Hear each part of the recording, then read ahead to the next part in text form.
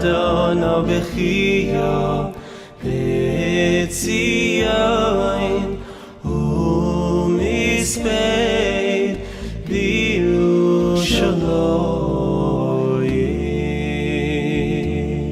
Is there a more appropriate place to speak about the rebuilding of our temple that we're so yearning for on Tishá B'Av than here in the old city on the roof of Yeshivat HaKotel, looking at Har HaBayit, the holiest place on earth, the place that is more not only holy to the Jewish people, but what I say that the entire world knows just how important this place is. Is there another place in the world, which I believe there isn't, that within a 1 kilometer radius of where we are standing, there are more shuls, synagogues, churches and mosques than any other place on earth? In the Vatican, you'll only find churches. In Mecca, you'll only find mosques. But the place that is holy to the Jews is somehow holy to everyone. Because as the Rambam brings down this tradition from Chazal, that somehow Masoret beyad hakol, says the Rambam in Ilchot Beit HaBchira, the halachot of the building of the temple, Masoret beyad hakol, that everybody knows that the place where Avraham Avinu was prepared to offer, and thankfully didn't have to offer Isaac, the place that Noah, when he came out the ark, built the Mizbeach, and the place where Adam HaRishon, the place that he was created from, Mimakom Kaparato, the place of his atonement where he was created from, is where he built the first Mizbeach, the first altar, is here just behind us. And this is the holiest place on earth, somehow where human destiny and Jewish destiny is interlinked. So how did we get here? We all know we reflect, we yearn, we mourn on Tishá B'Av for the destruction of the temple, that we still yearn for. And yes, thank God we have a state of Israel. And thank God, after almost 2,000 years of mourning and yearning, we returned collectively. And yes, we're still under threat. And yes, we had the horrific attack on October 7th. As of this recording, which I hope and pray by the time we listen to this, all of those, the 50 hostages will be back home. Our son Daniel would have been interred in Israel, along with all the other who need a Kfurat Yisrael, and along with all those who are still alive, Matan in our tank and all of the others, Itai and everybody else will return to Israel. And despite the pain of Simchat Torah and October 7th and everything since then, we live in the independent state of Israel. We're over 7 million Jews. Millions have returned and building an incredible state, an incredible country in here in Eretz Yisrael, the land of Israel. And the largest Jewish city in terms of geography and population is here in Yerushalayim. But despite all of that, the temple has not been rebuilt. And us as a people are still yearning. Ki beiti beit tefillah yikarei lechol ha'amim. That our vision for a Jewish temple is a universal one. It is not one where everybody has to become Jews. Not everyone has to be like us. The incredible thing about Jewish pluralism is that we believe that you don't have to be a Jew to have grace from God. You don't have to believe in the specific things that Jews believe in and keep their practices. No, everybody need not convert. You're welcome to convert, but you don't have to benefit from God's divine grace, because after all, there's 70 nations of the world and everyone has their path. And yes, the Torah Judaism has basic tenets of morality, believing in one purposeful, personal God, believing in justice, believing in treating all creatures with mercy and other laws. But they are basic laws of dignified human and spiritual living. But you need not be like us to receive God's grace. And therefore our vision of a temple, ki beiti beit tefillah yikarei lechol ha'amim, like Jerusalem today is a place of pilgrimage to all, so too the temple that will be rebuilt soon, speedily in our days, will be one which will be a Jewish temple, but one of universal human impact. Umal'ah ha'aretz dat Hashem, that people want to come from all over to be able to connect to the divine heavenly nexus between heaven and earth, between God and the world and cosmos that He has created. So what is the key? Why is it that we are living in an era that we do not have a temple which has been rebuilt? Why is it that we're still suffering so much pain and suffering, and still at every single wedding that we say, we have to remind the Chatan and Kala at the happiest moment of their life has to break a glass and say, Im eshkachech Yerushalayim, how can we come together when the Jewish people remain torn apart, when there's still so much suffering, where God's Shekhinah and presence is not amongst us? How did we get here? And most importantly, how can we move forward and get to the rebuilding of the temple? The sages have given us a very clear spiritual diagnosis of how it is that the second temple will destroy it. It says in Masechet Yoma Daf Tet on page 9, because of sinat chinam, a baseless hatred. I've always struggled with what is baseless hatred. I've never met a person yet in my life who hates another human being for no reason. No human being is a baseless hater. Whether their reason is justified or not, they have reasons. They hate people for religious reasons, for personal reasons, for cultural reasons, for spiritual reasons, for moral reasons. People have reasons to hate. But it seems that our sages are saying that not all reasons to dislike somebody and to hate is justified. Sometimes the reason you dislike or hate somebody is totally not justified. When you are able to disqualify another person and their views that they have absolutely no validity, you cannot see any good in them. You cannot see the Tselem Elokim in them. You cannot see God's presence in them. You cannot see any truth in people who you argue with. When we looked around, that's exactly what happened in the time of the Second Temple. It was the Netziv, the famous Rosh Hashiva Volozhin, who famously said in his introduction to the book of Bereshit that the hatred was so much that people believed that those who didn't follow their way in Torah, to quote his words, were tzidukim and apikursim. People would look at other paths of Torah Judaism as Torah Jews and say, those people, them, they're not Torah Jews, they're apikursim, they're heretics. They are people, not only heretics, they're people who like tzidukim, they're Sadducees. You can't believe in their path, meaning it was our way or the highway. As it says in the scrolls of Qumran, B'nei ha'choshech v'bnei ha'or. If you followed our path, you were the sons of light. If you followed the other path, you were the sons of death. And there were so many sects, says Josephus, Flavius Josephus in his book, The Wars of the Jews. He says there were all the different type of sects. There were the Zealots and the Sicarii and the Essenes and the Sadducees and of course the Prushim, the rabbinic sages. There were all these different groups and all of them had a different view. And says the Netziv of Volozhin, each one viewed the other one, and also the sub-sects, that only they were right and the others were not. Zealotry, a passion for absolute truth the way we see it, us and them. Ad hominem attacks, I am right and you are wrong, reigns supreme. Ladies and gentlemen, isn't that exactly what we are suffering from today within the Jewish people and within the Western world at large? So many political thinkers have written that since the 90s, in Western democracies in the United States, Jonathan Haidt has written it in his book, The Righteous Mind, that already since the 90s, there's no collegiality. He speaks about American politics, that on different sides of the aisle, there used to be collegiality, there used to be civility. Now it's groupthink. It's my team and your team. If you're part of my team, he says, then I'm binded to you by my political and moral and ethical intuitions, what he calls ideological teams. And if you're part of the other team, you are wrong. There cannot be collegiality. We cannot let civility and collegiality get in the way of our perception of truth. And somehow everybody seems to think that their way is what is going to solve the world, is going to be the ultimate morality, which is what the world needs. And the other one is the danger. Is that not exactly what happened on Erev Simchat Torah, when we were arguing about the judicial reform this way or that way? And many believe there has to be a more balanced way of dividing the powers, that one should not be able to bully the other one. This division of power, which often causes it, as it does in democratic republics, a gridlock, and people fight for dominance, and we simply can't find the way forward. People believed that that desire for balance was something that was worth going all the way. And other people believed, no, it's worth bringing the house down. Rahman al-Islam, there were people that said that they wouldn't fly their planes, they wouldn't volunteer.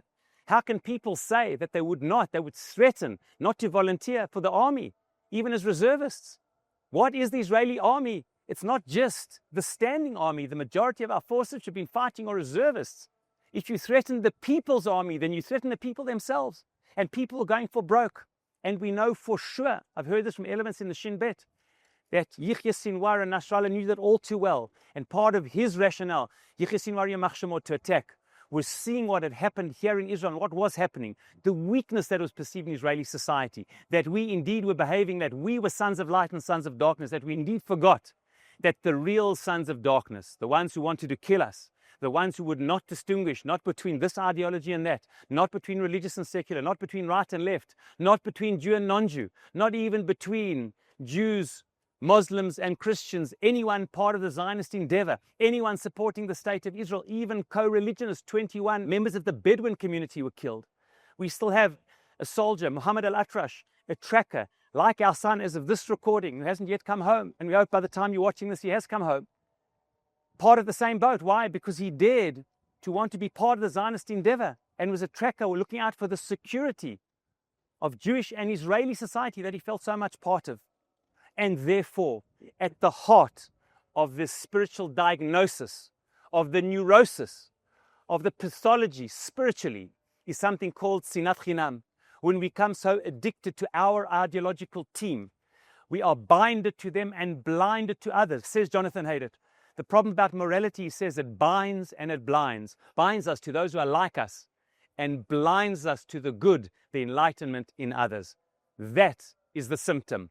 That is the diagnosis, and that is the problem, according to our sages, and it has a name, sinat chinam. So what is the solution? What is the solution to the rebuilding? Rav Kook famously says in Orot HaKodesh, the person who has impacted my life the most, other than my parents, should live and be well, is Rav Kook. His teachings of Rav Yitzchak Kohen Kook Zatzal, and his vision of positivity for the world on an individual and collective basis, his belief in Klal Yisrael, his belief in unity, that not naively going towards it, but founding institutions, said Rav Kook, famously in Orot HaKodesh, Im nechravnu, if we were destroyed, and it was because of sinat chinam, then how will nivneinu anachnu? How will we be rebuilt? He famously says, Zeh lumat zeh. If we were destroyed because of baseless and causeless and conditional hatred, we should be rebuilt because of unconditional love, ahavat chinam. That is the answer. What more do we need to happen to our people that we've seen on Simchat Torah than to understand that we are in this boat together? And when it comes to the hostages, Hamas did not distinguish at all between Jews and non-Jews, between Muslims, Jews, Christians, and Buddhists. They did not distinguish. They did not distinguish between men, women, and children. They did not distinguish between sick and well. They did not distinguish between young infants and old people. They didn't even distinguish between the alive and the dead. The most baseless, horrific hatred of the very existence of somebody else with not one bit of mercy. But yet we were all linked together. We need to look inside to unconditional love. That is the neurosis. That is the spiritual pathology. But that is also the elixir, the trufa, the solution, the way forward. So how do we do it? How we do it is becoming fanatics, radicals of unconditional love. We look around at our fellow Jews, and we look around at everybody in our Jewish and Israeli society, and we judge them favorably. I can't get over, to me, what's part of Sinat Chinam is that in arguments, we so often attribute our motives to holy motives. How often do we hear on both sides of the political spectrum? Somehow people are part of your ideological team. Our motives are pure. We want what's good for the Jewish people. It's just the others who are a danger to society. The others are the ones who are looking out for their own personal interests. The other ones who will put their personal interests before society. We have no political aspirations. We are the ones who have no individual agendas. We are the purists, really. But you know what? That's exactly what the other side thinks. Maybe it is that you have pure aspirations for what's good for the Jewish people, and so does the other side. All those who are in this together, who suffered together, want the good of the state of Israel. And maybe we need to stop judging others unfavorably in that we attribute to them nefarious motives and to us pure motives. And secondly, I believe one of the things we have to learn how to do is to distinguish between another person's opinion, their ideology, and who they are. We have to see people for who they are, just like us. There are people struggling with all of the challenges and vicissitudes of life. All of us. I remember once my daughter and I were having a coffee. Once, it was a month into the terrible situation of our son, who we had hoped, and it was a month after October 7th, and we were hoping he was alive, and we were in such pain and in hope and in prayer, and we were sitting having a coffee, and my younger daughter said to me, she said, "No, Dad, we are sitting here in a coffee shop. The people around us don't know how much we're suffering. They just see a father and a daughter. They don't know what we are going through. We're just having a cup of coffee. And look what we're going through." And I remember saying to her, Shira, you know how this sensitizes me? When I look around at other people, we don't know what they're going through either. What challenges people have. Everybody suffers from something. Everyone's dealing with aspirations that haven't worked out, with the lack of maybe health, with the lack of shalom, with all types of dreams that have come crashing down, with all types on so many different levels. We have to see people not as the sum total of their ideological beliefs. For God's sake, we are not only on ideological teams. We are human beings and we are Jews. And we have had since Pharaoh until today, even before that, since Nimrod, who tried to throw Abraham into the fiery furnace, according to Chazal. Kasdim, the furnace of Kasdim. That was our, so to speak, baptism of fire. That when Abraham Avinu was the founder of the Jewish people, already then people opposed him. And until today, people oppose ethical monotheism. They oppose what we stand for. For God's sake, we are in the same boat together. And if we see each other, not as the sum total of the ideologies that we disagree with, but people are similar to us. They want the good of the country. They want the good of Jewish society. And they simply want to live according to ethical values as they understand them. And maybe it could just be that we don't have the whole monopoly on the truth. Chazal famously taught us, Shiv'im panim la Torah. There are different ways. Yes, not everything goes. We don't believe in relativism. Not just because you believe something, it's your truth, it's true. No, you could be dead wrong. Hamas are dead wrong. You cannot want to eliminate other people and not distinguish between combatants and civilians and do the horrific things that you did. You cannot do that. That is wrong, wrong, wrong. There is no relative truth. But there is a plethora of truths. There's not one way or the highway. Even Hashem's absolute truth is Shiv'im panim lo Torah. There are different faces and facets of the truth. Chazal famously have taught us, Eilu ve'eilu divrei Elokim chaim. You can disagree vehemently and both have elements of absolute truth. And we have to begin to see that maybe we are right, but you know what? Maybe somebody else is right as well. I may be enlightened. Maybe somebody else is as well. I said when I spoke at Hostage Square a while ago, I said the following, I want to repeat it here. You know one of the incredible qualities of light? That light displays totally contradictory mechanisms and dynamics of how it behaves. It behaves both as a particle and as a wave. And even though it cannot display both, yet it does. Light behaves in a way which is irrational. It exhibits behavioral patterns which are totally contradictory. One of the founders of quantum physics, the famous Danish Jewish scientist Niels Bohr says, you know what I learned from this?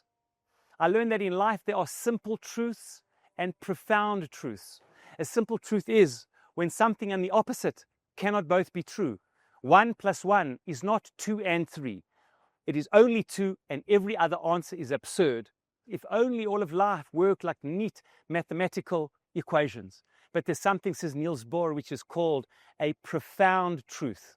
That I can be right and the opposite of me is not false but is equally right. I can behave like a light particle as a wave and another emanation of light can behave as a particle and it's exactly the opposite, yet they're both true. You know what? To be enlightened perhaps means that I can be right and you can be right. Not because everything goes, but certain things can both go together. And taught Rav Kook maybe more than anything, that there is elements of truth in so many of the different ideologies because we all want what is good for Jewish society, the way we understand it. And the Torah gives the latitude to be able to say there can be different views. Not everything goes, but a lot does. And this is, in my opinion, unconditional love. It is the ability to judge you favorably. What is it? Adam karov la'atzmo. A person is very, very quick to look at themselves and say, you know what? I justify myself, I understand myself, I have mitigating circumstances. When it comes to others, I blame them and they don't have mitigating circumstances.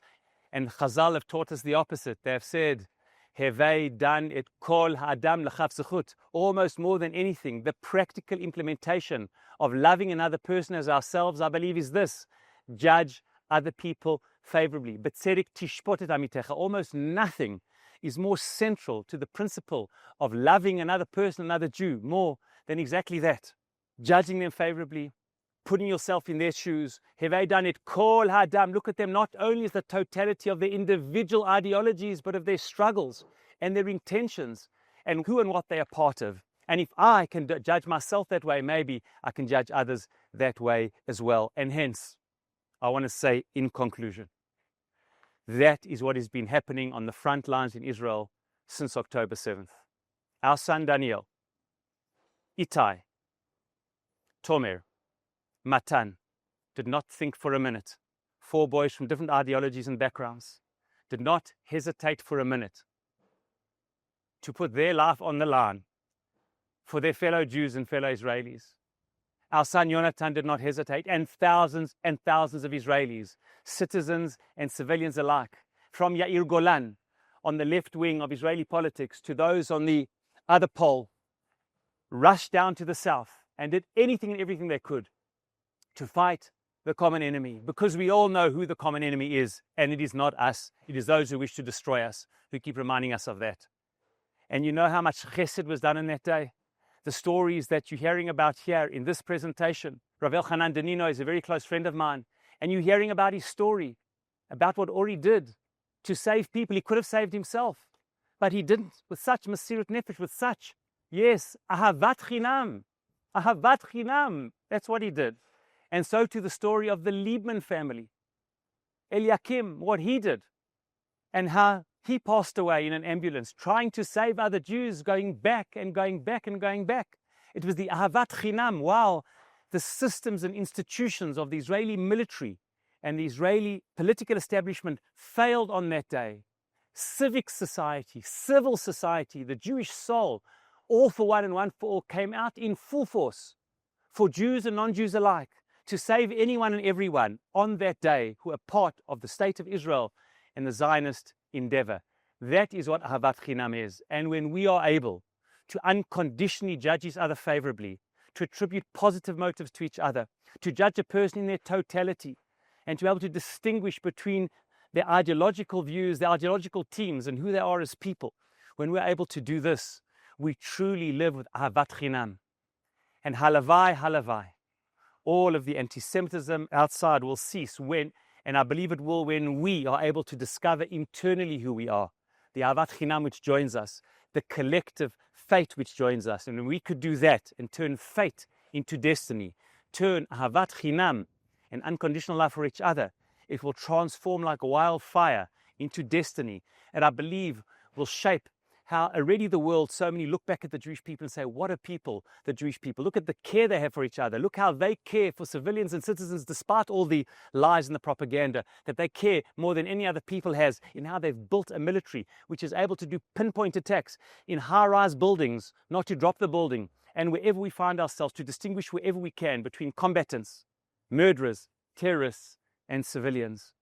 And please God, when we are able to reveal this, reveal who we are, with Ahavat Chinam, it will be an or to ourselves, enlightened of Elu Ve'elu. It will be a light unto the Goyim, to all the nations of the world who together, struggling forward on God's earth, to be able to form one human society with the Leiv Sheba'amot, as Rabbi Yehuda Levi says, the Leiv, the heart of the nations, a small nation, the Jewish people, but pumping vitality, pumping morality of a purposeful, personal God, of all for one and one for all. And that all comes to one place, the place where heaven meets earth. And when we can discover that and rediscover that within, it will emanate and enlighten the entire Jewish people, the entire world.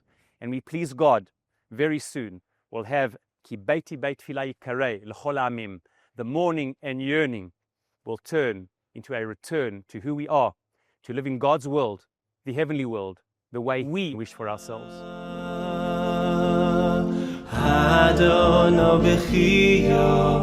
Let's see you in